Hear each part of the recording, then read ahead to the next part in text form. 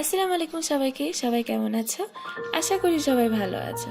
তো তোমরা অনেকেই আমার কাছে রিকোয়েস্ট করেছিলে আমি যেন তোমাদের সাথে এই কাজটা শেয়ার করি। আসলে এই চেরি ফুলটা এত বেশি বিখ্যাত হওয়ার কারণ হচ্ছে এর কালার কম্বিনেশনটা হালকা গোলাপি, তার চেয়ে একটু বেশি গাঢ় গোলাপি আর একদম ম্যাজেন্টা যেটা বলি আমরা।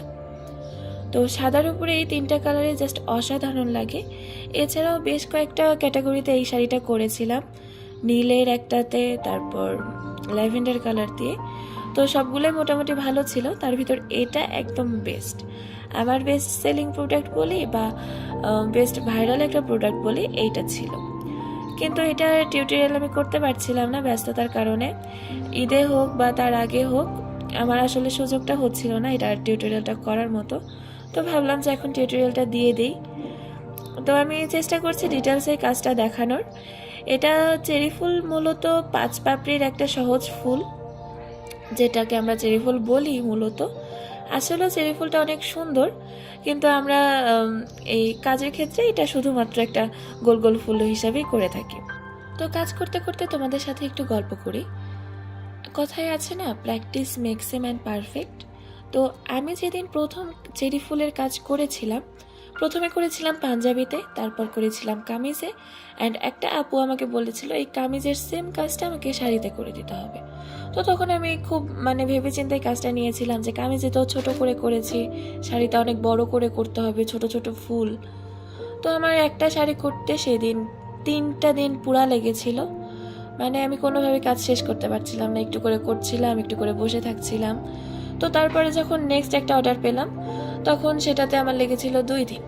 তারপরে আমার আল্লাহ দিলে চেরি ফুলটা খুব বেশি ভাইরাল হয় আর খুব বেশি অর্ডার আসে। তো তখন আস্তে আস্তে করতে করতে এমন একটা অবস্থা এখনও হয়েছে যে আমার একটা শাড়ি করতে 2.5 ঘন্টা লাগে। অবশ্যই যারা শাড়ি করো তারা বিশ্বাস করবে না, কারণ একটা শাড়ি করতে মিনিমাম 1 দিন লাগাটা খুবই স্বাভাবিক। কিন্তু আমি এই শাড়িটা এত পরিমাণ করেছি যে আমার এখন 2.5 ঘন্টা যথেষ্ট। তো যাই হোক, তোমরা কাজের ক্ষেত্রে একটা জিনিস খেয়াল রাখবা যে তাড়াহুড়া করা যাবে না। আর তোমরা যখন সেম টু সেম কপি করতে যাবা এই জিনিসটা খুবই ক্ষতিকর, কারণ সেম টু সেম কপি করতে গেলে কাজের ডিজাইনটাই সম্পূর্ণ চেঞ্জ হয়ে যায়। সেম টু সেম কপি করা কখনোই সম্ভব না। তোমরা নিজেদের মনে মতো করে কাজ করার চেষ্টা করবা, সেটা অবশ্যই সুন্দর হবে। তোমার কাস্টমার হোক বা তুমি নিজে হোক, অবশ্যই পছন্দ হবে। আরেকটা জিনিস খেয়াল করেছি, অনেকে গ্রুপে পোস্ট করে যে আমি হ্যান্ড পেইন্ট শিখতে চাই। তো এই পোস্ট করার 7 দিন পরে সে সেল পোস্ট করে যে সে হ্যান্ড পেইন্ট শিখে ফেলেছে, সে এখন বিজনেস করার জন্য উপযুক্ত। আসলে হ্যান্ড পেইন্ট এত সহজ কোনো জিনিস না যে তুমি 7 দিন শিখে একদম বিজনেস করার জন্য উপযুক্ত হয়ে যাবে, কারণ এটা খুবই প্র্যাকটিসের একটা জিনিস, তোমাকে বলেছি আগেও। তো যারা বাজারে মানহীন পণ্যটা নামিয়ে শুধু বাজারের দামটা নষ্ট করছো, তাদের জন্য আমার ছোট্ট একটা অ্যাডভাইস যে তোমরা কাইন্ডলি একটু শেখো। শেখে তোমরা যে অনেক কম দামে যে জিনিসটা সেল করছো, যখন তুমি শিখবা তখন আর তোমার সেই ইচ্ছাটা করবে না যে আমি এত কম দামে এই জিনিসটা দিয়ে দিই। আবার অনেকে পেইন্টে প্রিন্ট বলে। হ্যান্ড পেইন্ট আর হ্যান্ড প্রিন্ট সম্পূর্ণ একটা আলাদা জিনিস। প্রিন্ট কখনোই পেইন্ট হতে পারে না, বা পেইন্ট কখনোই প্রিন্ট হতে পারে না। তো সাধনা করলে সব কিছুই করা যায়, সাধনা করলে প্রকৃতিকেও জয় করা যায়। তো যারা একটু আসলেও বিজনেস করতে চাও বা শিখতে চাও, তারা একটু করে চেষ্টা করবে, অবশ্যই পারবে। চেষ্টা করলে এমন কিছু নাই যে পারা যায় না।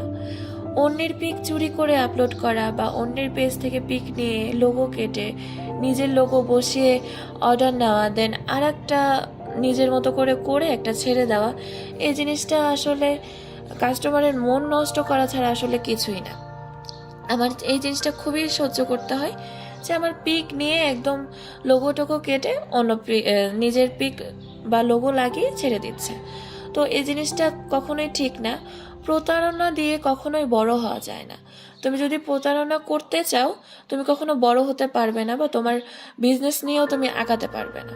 তো যাই হোক, কেউ যদি আমার কথায় কষ্ট পেয়ে থাকো, আমাকে অবশ্যই ক্ষমা করে দিবে। আমি কাউকে কষ্ট দেওয়ার জন্য কোনো কথা বলতে চাইনি বা বলিনি। আমি শুধু আমার কথাগুলো বলেছি। অনেকদিন হলোই কথাগুলো বলতে চাই, কিন্তু ভিডিও মেক করি না বা এর সময় হয় না, এই জন্য বলা হয়ে ওঠে না।